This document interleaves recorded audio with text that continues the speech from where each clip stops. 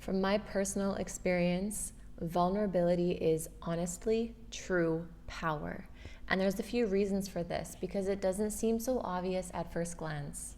Vulnerability, or to be vulnerable, means that you're weak and you could get hurt. You are a vulnerable person or in a vulnerable position, meaning that you aren't able to protect yourself. You're not able to stay strong. There is something that could potentially come and harm you. So, how then is it a power to be vulnerable? Well, in the emotional sense and the psychological sense, it is a power because to be vulnerable consciously, to choose vulnerability, to open up and show one's wounds, to open up and show one's blind spots or difficulties, to be vulnerable, is going to allow life to meet you in that vulnerability, and it won't catch you off guard and hurt you. Often when we share our vulnerabilities consciously, say with a person, that person doesn't want to hurt us. When we are open like that, it is inspiring because all humans really just want other humans to be vulnerable. We don't want everyone else to be so perfect all the time. That's not relatable. We want to be around people that are able to own up and able to talk about what their struggles are because it makes us feel safe. It makes us feel like, okay, this other person realizes that they are a human and they go through struggles too. I feel more comfortable with myself around them because they're comfortable with themselves in shadow and light. So when there's a lack of vulnerability, I have learned from my own personal experience that it creates so much issues because in relationships, romantic ones, intimate ones, where we want to be partnered, maybe monogamous, maybe long-term, maybe have a family, or any other dream or fantasy even, whenever we start to go down that route with somebody, what we're really looking for is somebody that we can fully open up to, that can fully meet us. So how can we get that if we're not opening up and showing all of ourselves, if we're not being vulnerable? So we have to realize that what we actually want is going to be kind of scary. Our ego is going to have some glitching. It's going to be like, I don't know if I want this. Oh my God, I need to retrieve. I need to escape. I need to avoid confrontation or conflict or intimacy because this is so much. The ego is going to have a bit of a hard time when it comes to true intimacy. And true love is unconditional intimacy. Into me I see intimacy. When you become intimate with someone, you get a chance to look inside yourself. Into me I see. Because whoever you're going deep with, they are a mirror for you. So they're going to reflect to you when you're in interactions with them. Your reactions will be stronger. Your responses will exist because you're responding to something outside of you. And you'll get to notice who you are clearer because this person is a consistent person that is showing up time and time again. So they have their own patterns and ways of being. And because they're more consistent and you're developing a relationship, you're going to start noticing the same patterns come up in you. And whether they're negative or positive. You could be hanging out with someone and have positive experiences regularly, like, wow, I just have so much fun with this person. Or, oh my gosh, with this person, I really like who I am. I notice that I show this creative side to me, or I like to talk and go deep. I'm a really deep person. I really like that about myself. It's not always going to be negative, of course. Nothing is ever only negative and positive. In life, everything is a yes and. Not necessarily a yes and no, but a yes and. You can just keep this on the back of your mind. If you've never heard this before, it may help you in the future. But I really want you to understand this power of vulnerability because when it comes to self-love and embodiment, you are opening up your body to be vulnerable. When you're showing all of yourself, you're putting all parts of yourself out there. It's like doing improv on stage, like comedy improv. You are trying to kind of be funny, you're completely messing it up. You don't know what you're going to say next. You don't even know what the other person's going to say next because it's improv. And then everything is seen. Your hesitations, your stuttering. So something like comedy improv can really help you get out of needing to perfect and premeditate what you're going to say in order to be liked by others. And there's other things that we can do as well, not just comedy improv, but what I love personally is an experience of ecstatic dance or other transcendental dances like 5 rhythms, because these dances, they guide us. Well, 5 rhythms guides us, but ecstatic dance, there's no guidance. It's your own internal guidance. But with both of these dances, the invitation is to be so completely present to what you're experiencing in your body and expressing it through your body. And almost like your body is the paintbrush and the life around you is the canvas.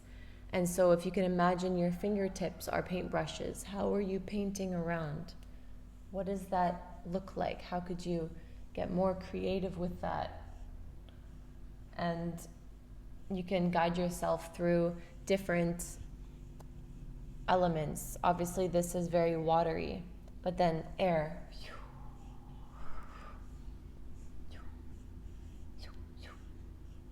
And earth.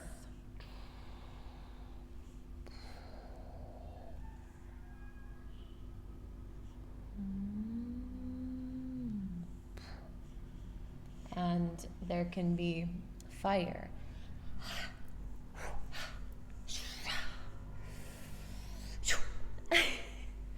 So I love dance and I love theater and watching plays and I love watching movies.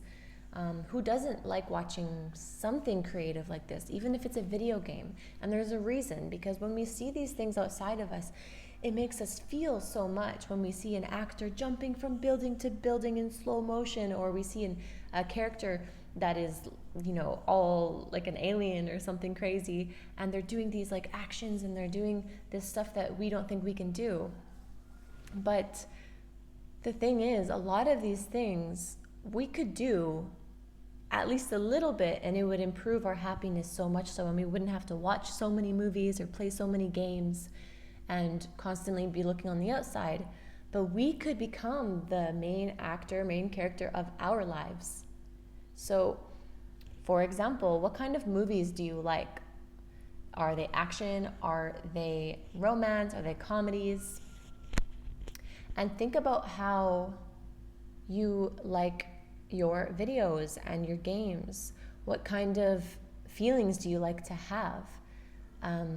For example, I really like rom-coms. I like comedy and I like romance. I also like action, I like fantasy. So I like things to be really expressive and dramatic and interesting and like heart-wrenching, but also like so meaningful, and it makes me want to cry. So I love movies like that.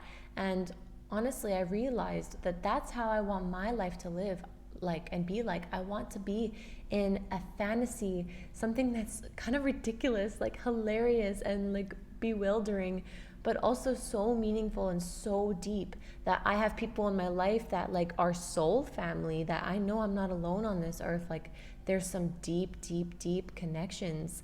And I also want it to be so beautiful. And so I am like the director of my life movie, and I am in charge of creating the set. And yeah, it takes some work to set up the set like I did for this video, but it's worth it because it's like the end result, kind of like climbing a mountain, the end result, reaching to the top of that mountain where you're at the other side, it makes it so worth it. So you're the main actor, actress, and the director, and you are the painter and life is the canvas. So another thing is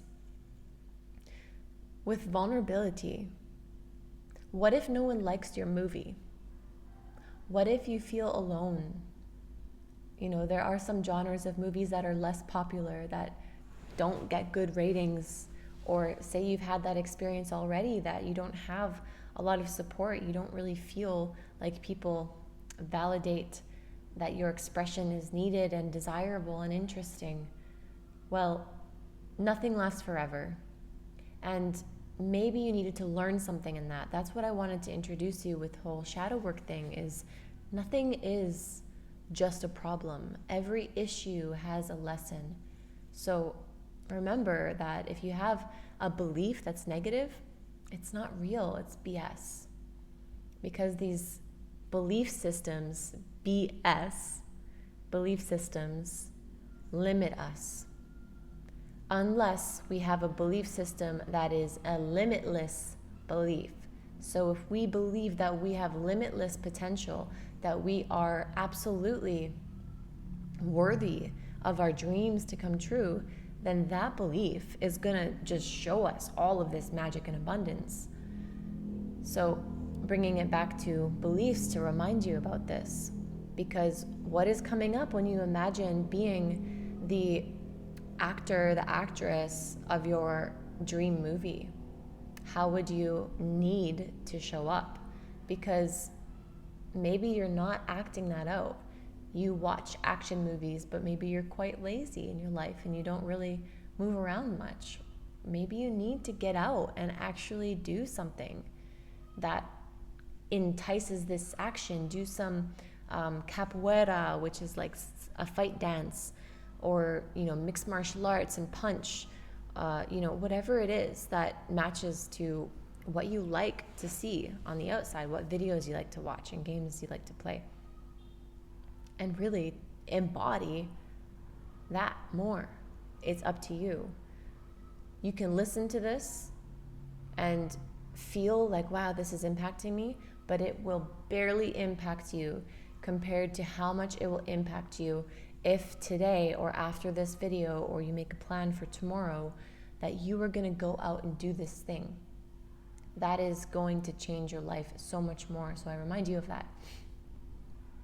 And I want to mention something else to do with vulnerability. Vulnerability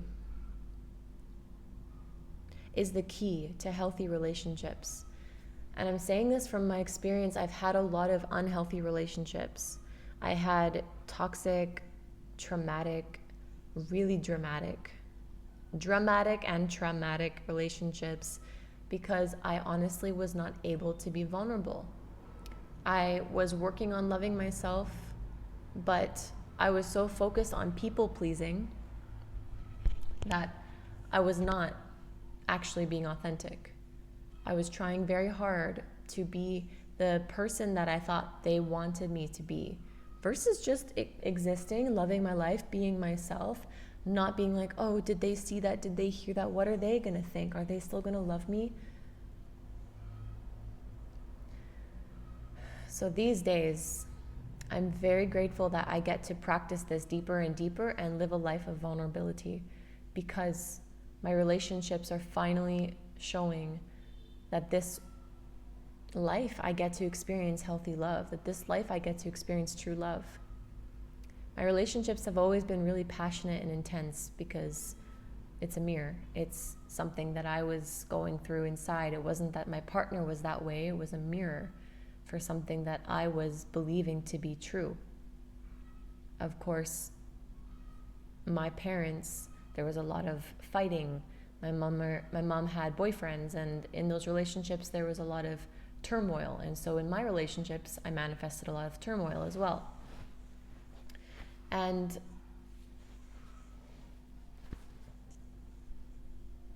what I want to say is, vulnerability inspires connection, and it inspires compassion. And what often happens in relationships, I've seen, is there is a fight. There's an ego battle. No, this is right. No, you're not right. I'm right. Listen to me. No, I want to say something. No, you're talking too much. You shut up. You listen to me. Wow. All that is ego. Me. No, it's all your fault. You. Me. is just this separation. That's what ego does. It's left and right, good and bad, man and woman. It's always going to create dichotomy, separation, duality, polarity. And there's a reason for that, to learn and understand. In order for anything to exist, it needs an opposite. So thank you for the ego for that, for giving us this ability to imaginatively understand differences and continually expand our awareness of things. But in relationships, we have to develop a skill that inspires connection and oneness. And it's the same within ourselves. We want connection and oneness between our mind, our body, our emotions, and our spirit, because then we know who we are. We know why we're here. We know what we want. We know what we don't want. And we're in a flow because it's just so clear. It's so clear who we are and what we're doing. So when we have that alignment in ourselves, we can have that alignment in relationships too. But we can also first start with practicing with our relationships. If you're in a relationship romantically, or say you have a friend or a business partner or something that there's a lot of arguing, then you can use it there. It doesn't have to be romantic. It could be with your parents as well. And the thing that I want you to take notice is when someone is getting defensive, why are they getting defensive? It's not always because they have something to defend, but it's often because the other person is subtly or blatantly attacking. So if I were to tell you right now, oh, I'm so upset because you did this thing again and you left the garbage bag out and then all these bugs came, and like, I don't get why I keep having to tell you to put it away. It's not that hard, is it? Like, fuck.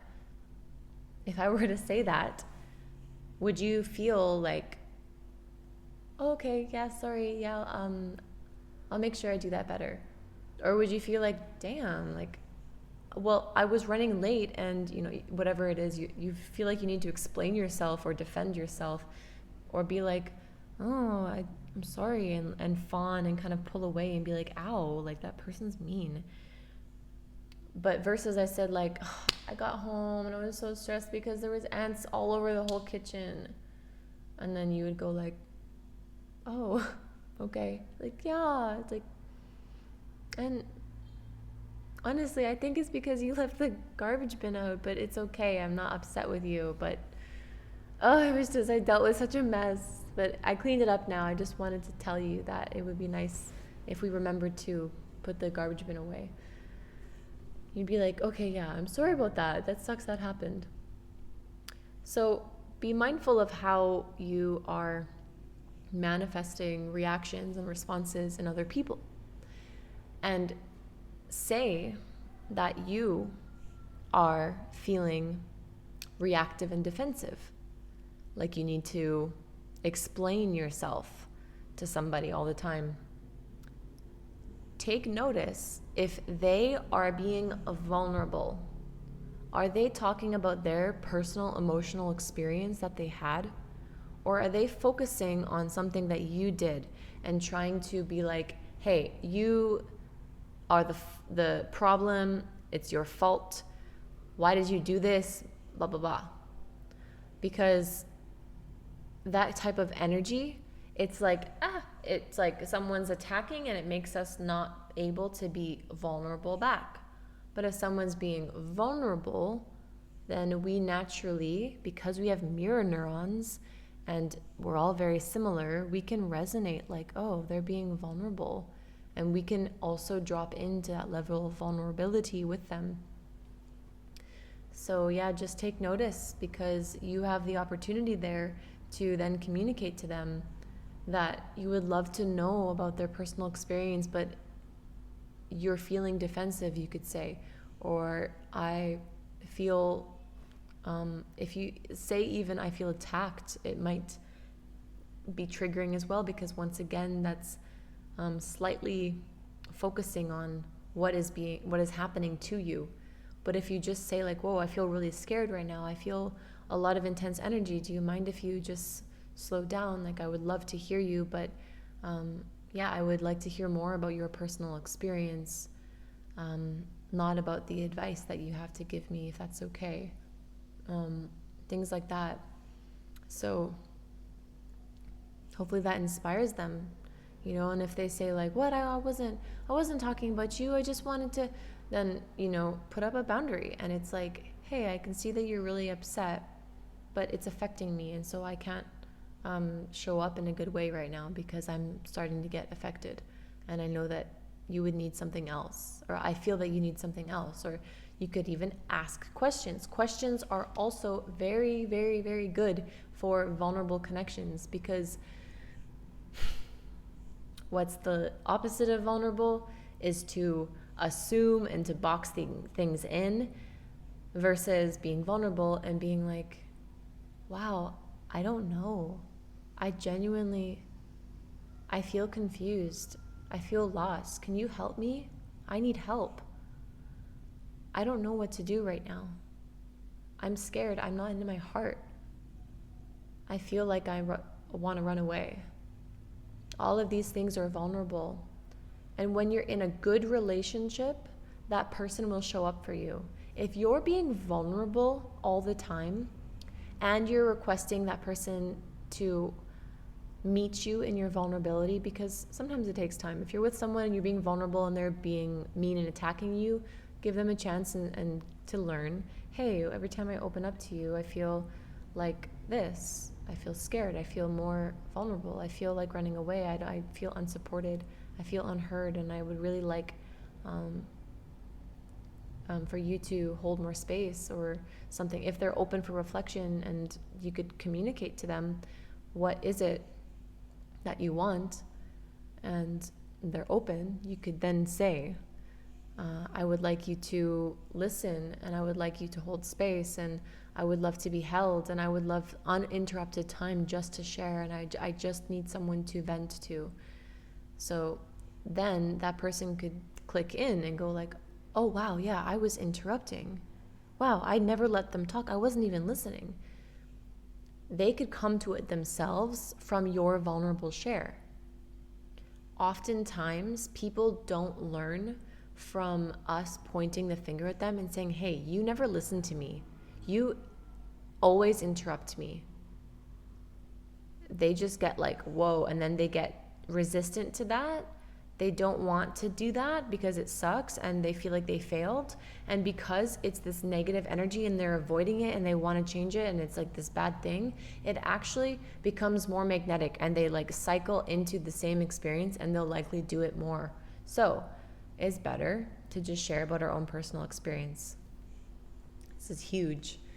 And remember conscious venting, because sometimes there's so much stuff and we're like, I just don't know why, but I keep having this mental noise that's in there. Then you can go to a friend and vent and say that you're consciously venting. Say, don't hold me accountable to this because this is just the mind junk. I don't know where this came from. It's just, it feels like it needs to get out, but I don't think it's my truth, okay? So trust that person, but also choose trustworthy people and make sure that you're not venting to somebody that's going to then twist it and tell the other person, or twist it and just, not be supportive towards you. So here's a few tips on vulnerability, and I hope that you can understand when it comes to embodiment. This is the key, because you got to show yourself, open your chest, don't be hiding away. Don't put your head down, put your head up, let your face be seen, let your voice be heard, use your hands, reach out to people, despite if you have wrinkles, despite if you have pimples, despite if your voice is quiet or crackling, despite if you don't know something, the willingness for you to show up, the presence that you are, no matter what you're going through, just your existence and presence is such a gift. And that is going to open you. You're then an open channel to receive blessings, abundance, connections, collaborations, ideas. Things can come to you that way. But if we're closed off energetically and we're like, I'm afraid, I don't trust people, I don't I don't know, the space, something's wrong, I just don't feel safe, then we can't even resonate and attract and manifest any vibration that is higher than that fear. So we have to do the vulnerable thing and open up.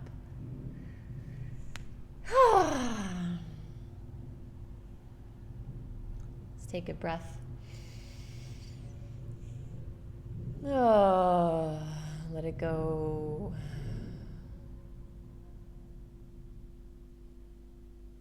So what is it that you are afraid to show?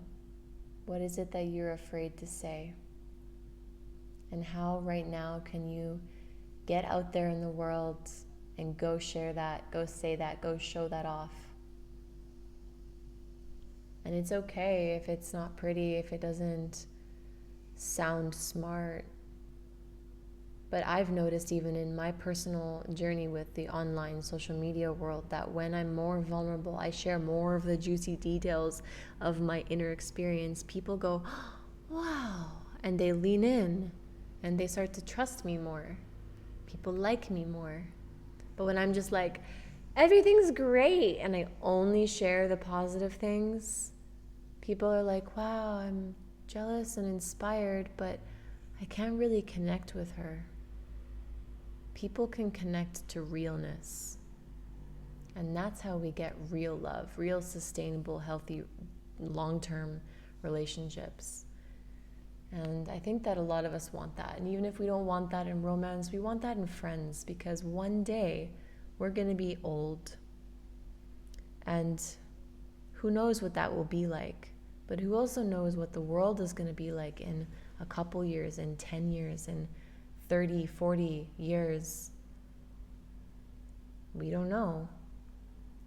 But we know that if we have tribe, we have family, we have people we can trust, that if things get hard, we have help, then we're good. I think that that's one of the main things we need in life.